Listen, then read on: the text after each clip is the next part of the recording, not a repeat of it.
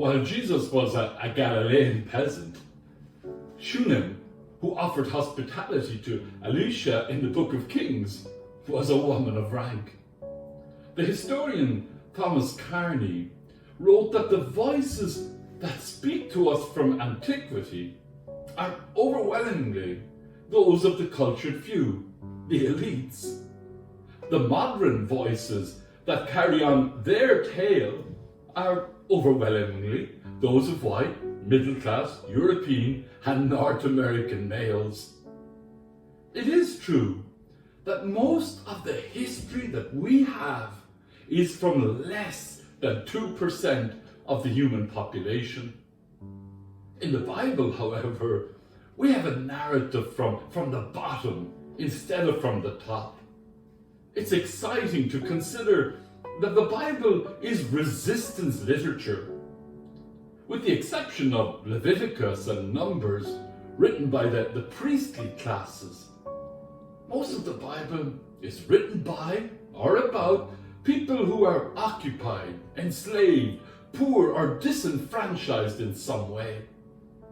While the Book of Kings and our Gospel passage from Matthew place great emphasis on hospitality, female Irish journalist Rosita Boland challenges modern Ireland by asking, could it be that we save most of our céad míle fáilte for tourists who stay a short time and who unquestionably spend more money rather than for asylum seekers who may need our help? Spiritual writer and theologian Richard Rohr argues that the dominant institution in our society is the system of production and consumption. The central value of our culture is buying and selling. It pervades everything. When you, for example, go to the movies, there are advertisements at the beginning of the movie that you just paid €10 to see. Commercialism is invading everything because the entire system is built on the commandments, thou shalt produce, thou shalt consume.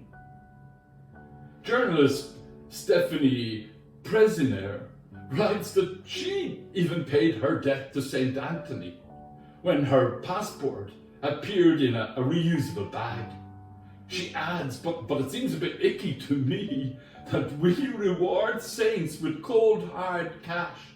She remarks, I'm very grateful to not fork out €75 for a new passport, but I have my reservations about whether saints need to be paid for doing the thing that made them a saint.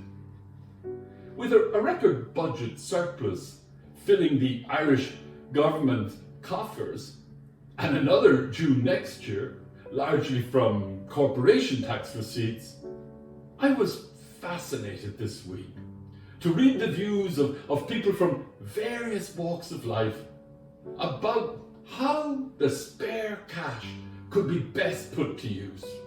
Ideas included establishing a social housing fund, setting up an infrastructure fund to support transport projects, introducing a 4-day working week, developing a sovereign wealth fund, investing in mental health services, developing a radar and sonar network, paying forward climate change reparations.